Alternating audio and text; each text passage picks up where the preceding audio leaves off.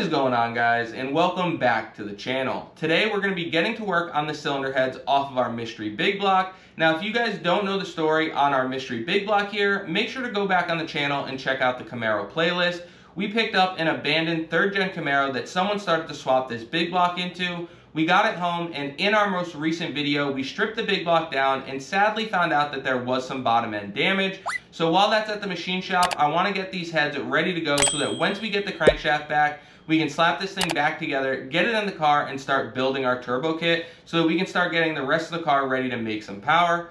So the heads that we're going to be working with today are some old school cast iron 049 heads, which turn out to be a pretty decent factory cast cylinder head. I want to get these things stripped down and cleaned up since they've been sitting for many years. I want to measure what size valves they have in them. We're definitely going to be lapping the valves, cleaning up any rust that we find, looking for any issues, and see if there's any port work that we can do right here at home that will benefit us in the future. So let's get through the intro and get to work on these things.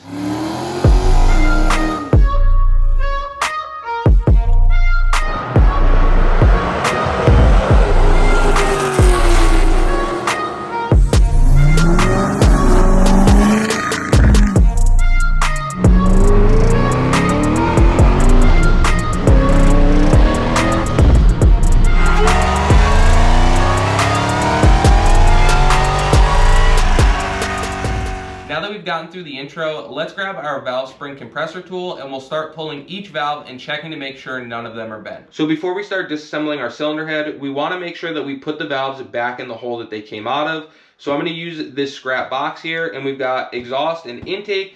And since this is a driver's side cylinder head, we're going to be cylinders 1, 3, 5, and 7. So let's pop 8 holes in this box and then we can start pulling the valves out.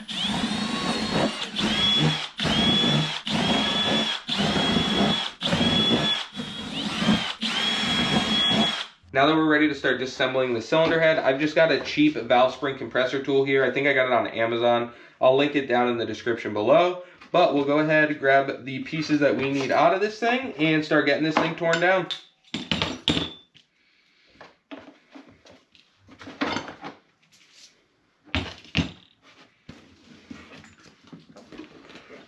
The bad thing with these heads is they are extremely heavy, but we'll just be careful with it. Get this thing out of our way here, and we can go ahead and start pulling our first valve out.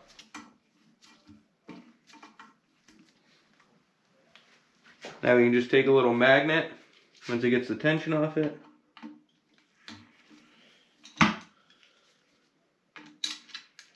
Reach in there and grab the little keepers. Want to be very careful with it. Set those to the side, and now we can start backing this out. Should just weld a nut onto this so I can use a ratcheting wrench or something, but it works. So this spring compressor just barely made it.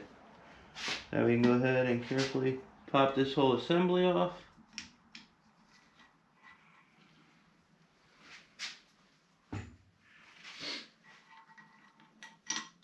Looks like they are still using maybe an umbrella seal, and then there is a shim. Seems like a little bit excessive on the shims to me. There's 3 thick ones and then a very thin one. So not 100% sure if that's normal on these. I know you want to get your spring height proper, but that seems a little excessive to me.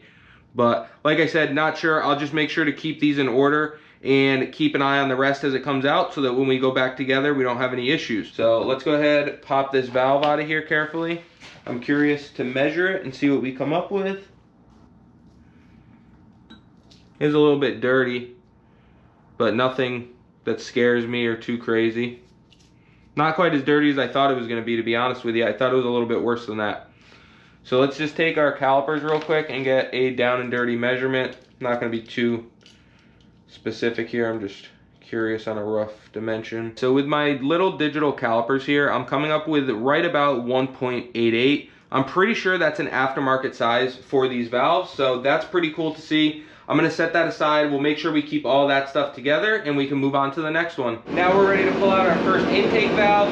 I apologize for any background noise, guys. We've got the heater going. It's still like 0 degrees here in the Northeast, so bear with me on that.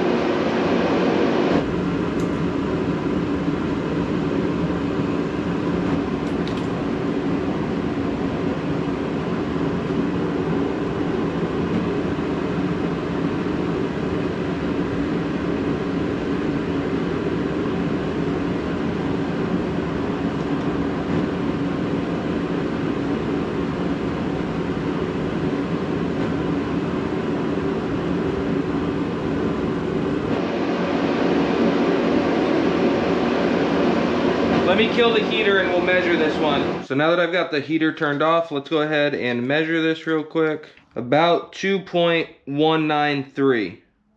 So I believe that would be the 2.19 valves.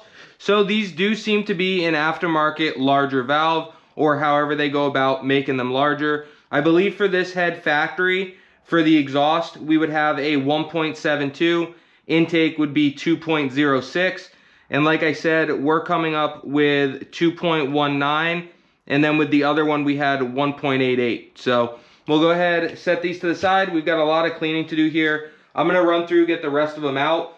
The intake valve doesn't have all those shims on it. It's just the spring right up against the head. And there's a deeper pocket on the exhaust valve side. So honestly, I'm still learning big block stuff. It looks like that's a machine factory type thing. So maybe they just had to do that for these springs. So let's set this aside and we'll get the rest of the head disassembled. So when we started trying to compress the next valve spring, that's when we started running into issues with the compressor, which you guys will see here in just a second. All right guys, so as you've seen, we got our first set of valves removed from the head. I went to move on to the next cylinder and was tightening down our valve spring compressor tool, which I have right here. Obviously nothing was happening because it was spreading these jaws apart. This thing is basically a paperweight now. So luckily we have a local Harbor Freight. I ran over there and they had one of these on the shelf. So hopefully we have a little bit better luck with this than we did with our Amazon one. So let's get this one opened up, give it a shot, and see what happens.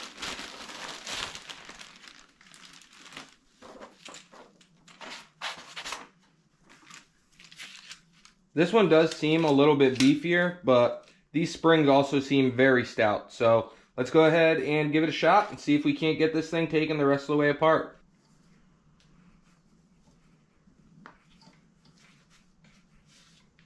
I don't know if you guys can see it, but this one's tweaking pretty bad too. So we moved away from this one because the tool started bending there again. So we went to the next one, and I'm tightening this one, and it seems to be going easily. So I don't know if we have a bent valve or something else going on there, because this one's going fine.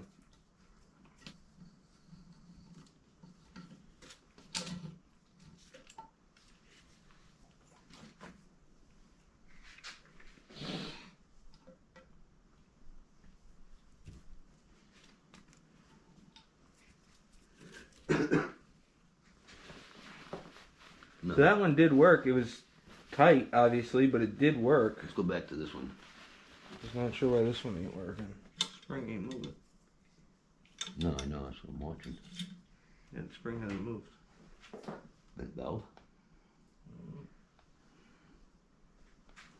The only other trick I know is back it off. Mm-hmm. I'm gonna grab a socket and a hammer. And hit it. Yep. I know it was moving because when I had the valve train in, I turned it over. So I'm not sure what's going on with that one, if it's bent. Yeah. Alright guys, so I'm going to grab a socket that fits here. And we're going to smack it and see what it, just see what it does. See if the spring moves. Like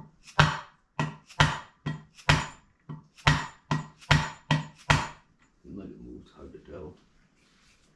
You know? Yeah, it looks like it moves. What does this one do if I do it? Yeah, that one moves. Yeah. Seems like it's moving. That's moving. Seemed like it moved. Go right there.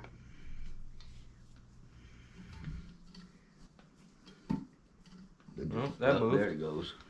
It must have just been stuck, guys. And that's annoying because I don't think my cheap little Amazon tool would have bent if that one wasn't stuck, because it even started to bend this Harbor Freight one. More. Alright, hold up. There it goes. Alright, now you can back off.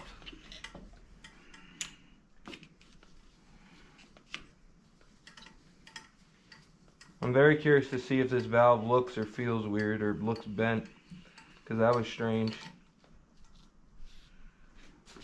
So that's that. Got our seal. And I don't know if these are factory umbrella seals or if the guides were machined down for the good seals, which it almost looks like it was. I'll give you guys a closer look once we get this thing fully apart. And that's it. Alright, now pull that and see what it does here. Pull the valve out and see what it looks like. It's good there. Yeah, it came right out. I don't see any burrs or anything. That's weird, guys. Maybe it was just stuck. Yeah, it must have just been stuck, because after we whacked it with the hammer, it came right out like nothing. If we have another one that feels too tight, I'll whack it before I bend another tool. Alright guys, we're going to go ahead and pull the next one. It's really weird how that one was stuck so bad. These ones are coming right apart. I knew something fell off, but just wasn't 100% sure what was going on, and I needed someone to kind of help me hold it in place to see what we needed to do. And we finally got it. Bent a couple tools in the process, but at least it's out. So I'm just going to run through here, get the rest of these disassembled just like you're seeing here. Hopefully don't have any more that are going to fight me, and we'll go from there. I am honestly still not sure what caused that spring to be so stuck, but after we tapped a couple of them with a socket and a hammer, they came right out like nothing had ever happened. Still not sure what caused it though. Alright guys, so now that we've got our cylinder heads stripped all the way down, there's some pretty cool stuff that we found here. So I've got some stuff laid out on the bench that I want to show you guys before we start cleaning this thing up. So let's take a look at the bench. I'll run you through what we found so far, and then we can get to work cleaning up these heads. So the first thing we're going to take a look at is the cylinder head itself. And as you guys can see on the valve guides here, not sure if this camera is going to pick it up, but I can put some pictures up if needed. There's definitely a brass or bronze liner in there. And then you can also see that there's a pretty good machined step. Now I believe that the step is machined for a positive style seal, like a Viton or a PTF seal.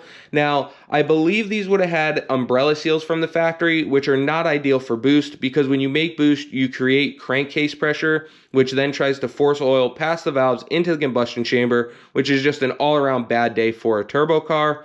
So definitely some nice upgrades up here.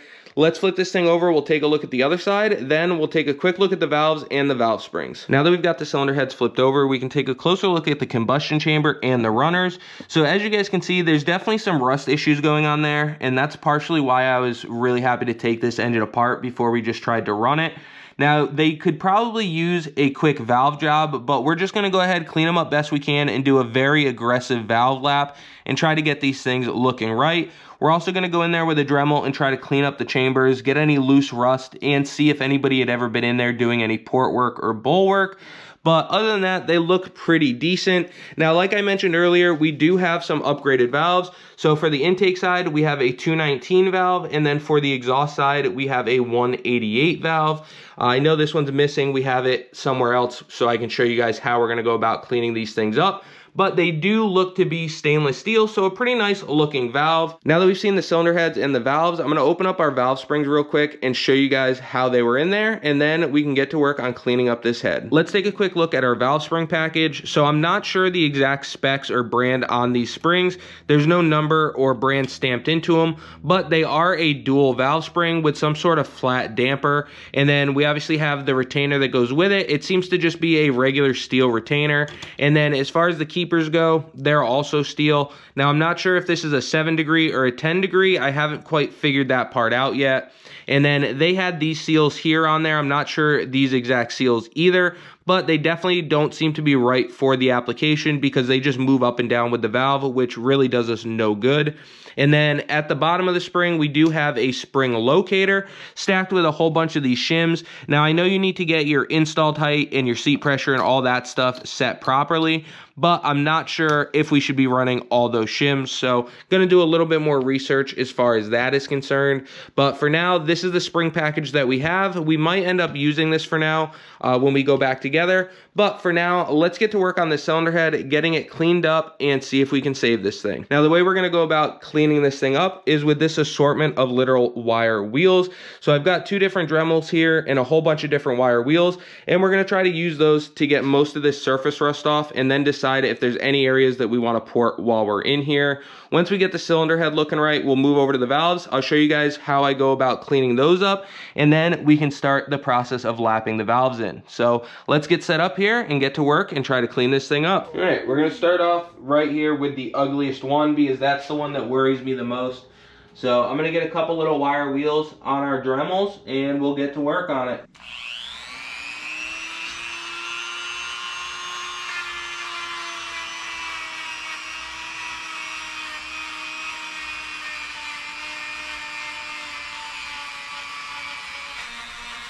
Yeah, this one's going to be the one I worry about, guys. This one's pretty ugly. I'm really hoping that we can get it cleaned up enough to not have to bring it to the machine shop and have a seat ground in. But we'll just have to wait and see.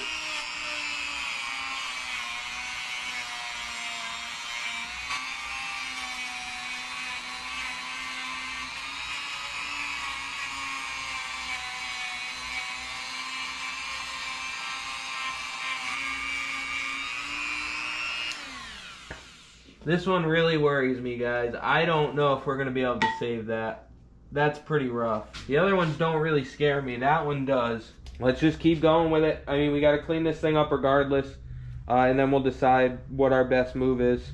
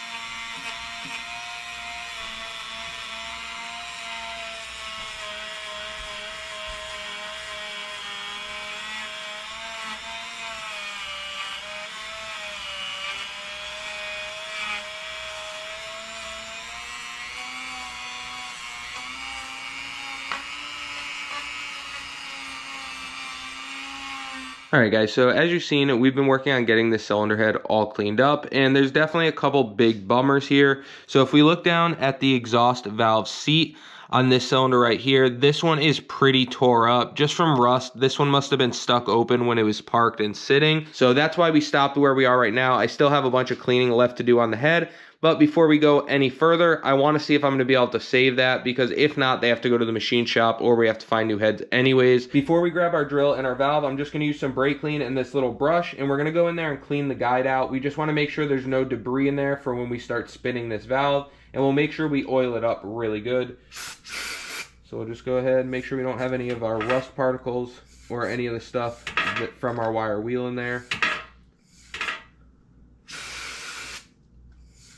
We're just going to go ahead and put a bunch of oil on the valve stem itself, and then some grinding compound right along the rim where it seats.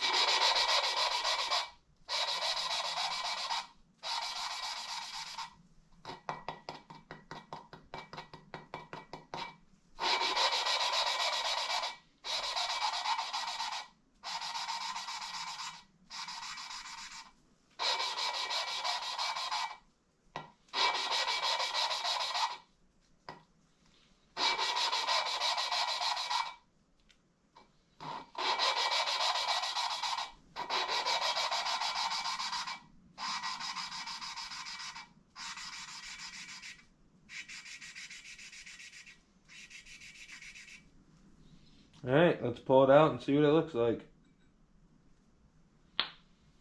So as you guys seen, I spent a whole bunch of time lapping that valve, and it actually came back a lot better than I thought it was going to. Now, it was ugly like that one before. At least now it has a sealing surface all the way around it.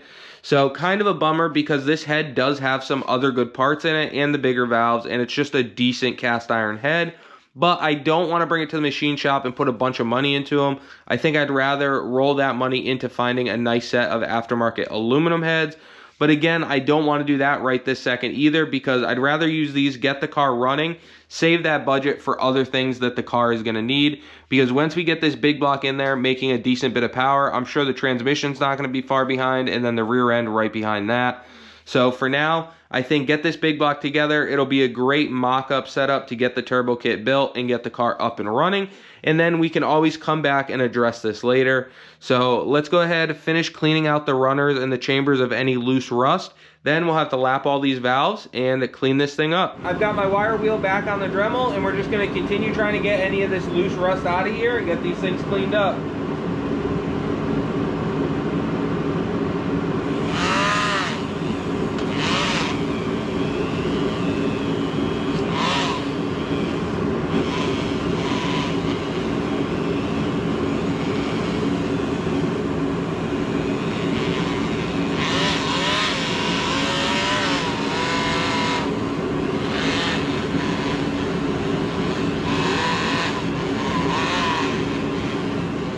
Now that we've got the runners and the chambers looking good, we're going to start cleaning up these valves. We're going to take a well-used valve that looks like this and make it look like this.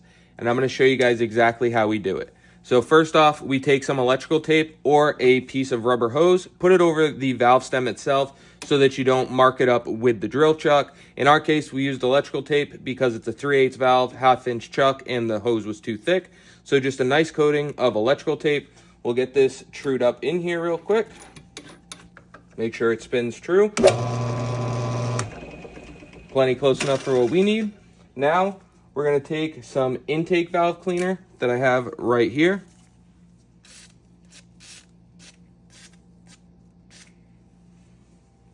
And then a somewhat aggressive piece of Scotch-Brite to start with. Now that we got our intake valve cleaner on there, we can go ahead and spin this up.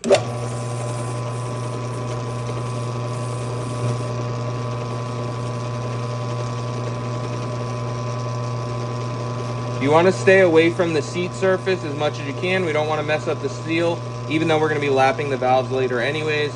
But we'll just hit it real quick and gentle.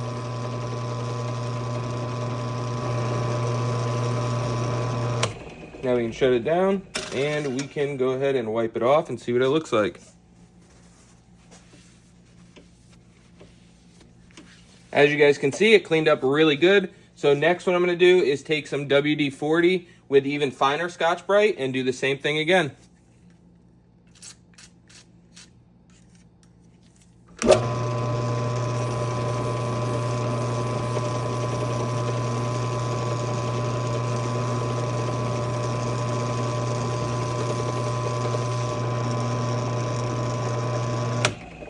All right, let's clean it off and see what it looks like.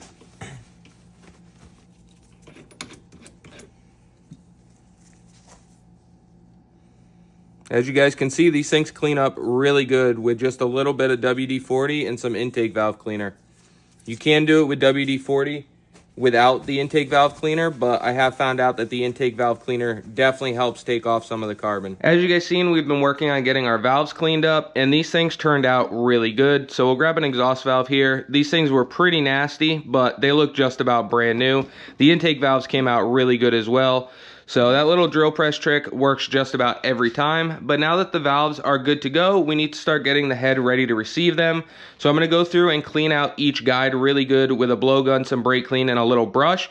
Once we get those cleaned out, we can oil them up and start lapping each valve. So we're going to start right here and work our way forward. And I'm going to make sure we put plenty of oil on the valve stem and the guide, just so that we don't wear anything weird. So let's grab a valve, some lapping compound, and get to work. So I'm gonna make sure we grab plenty of oil here. We're gonna put it right on the stem.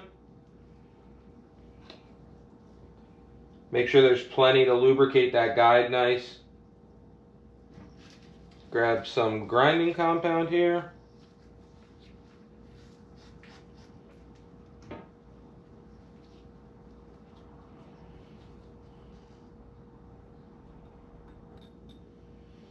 Go ahead, slap this one in.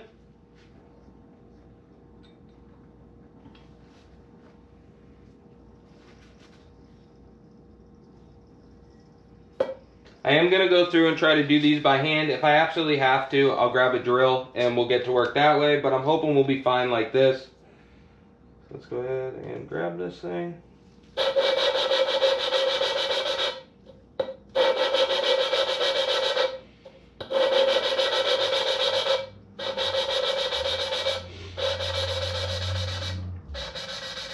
So like I was saying before when we did the other valve, you can hear the tone change with the grinding compound as it goes finer. So we're going to go rough.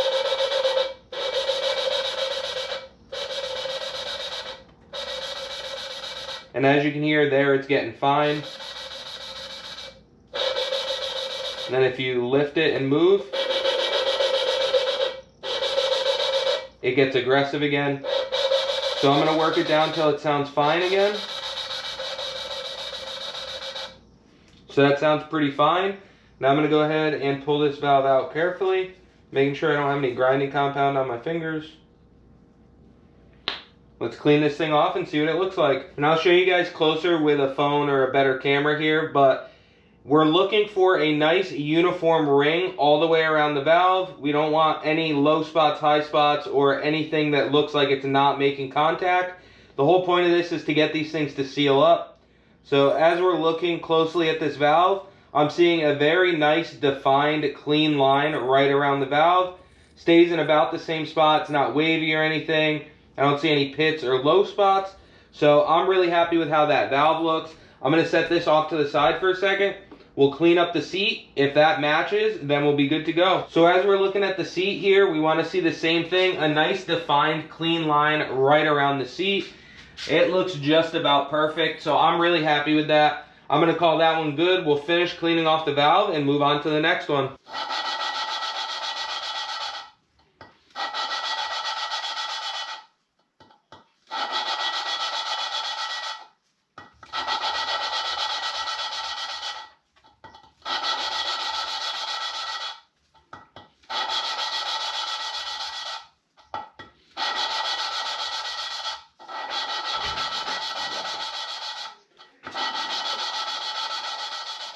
So as you guys seen, I spent a whole bunch of time lapping in these valves, and it took some time, but they definitely did clean up. They look so much better than when we started. Are they perfect? No, but I do think that this head's gonna be perfectly fine for what we're trying to do. All right guys, so as you've seen, I spent a whole bunch of time lapping these valves, and they came out pretty decent. I'll throw some shots up on your guys' screen so that you can check it out. But all in all, I'm pretty happy with it. I was definitely a little bit worried about some of the exhaust seats, but they cleaned up pretty dang good. So for what we're trying to do with this thing, I think it's gonna be just fine. So as you guys seen, throughout taking these heads apart, we definitely found some old hot rod cool stuff that has bigger valves, stainless steel valves, and the guides were already machined for a brass or bronze liner and machined for a positive seal. Now because of that positive seal, I don't have what we need to put these heads back together right now because I didn't know we need them. But honestly, even if I did have them, we wouldn't be able to put them back together right now anyways. It is absolutely freezing out, so if I try to run a hose to my propane water heater that we use for washing parts, it would freeze before it even gets to the heater. So sadly, we are going to have to leave off right here. Now originally when we dived into these heads, I was thinking about doing some port work and at least cleaning up the bowls. But I decided that we're not going to bother doing that right now because there is so much other stuff that the Big Block Camaro project is going to need before we start worrying about chasing a couple horsepower here and there. And it gives us something to come back to later. Whether we want to port these heads or get a set of nice aluminum aftermarket heads, we can decide that a little bit later in the future. But for now, these with some boost on top are going to be perfectly fine. But make sure to stay tuned. We have a whole bunch of stuff on the way for the Big Block Camaro, and we're really trying a hard push to get this thing fired up. So as always, I appreciate you guys for checking out the channel. Don't forget to like, comment, subscribe, ring that bell, and check us out on all of our other social media platforms. Facebook, TikTok, and Bought to Build Official on Instagram. And we will catch you on the next one.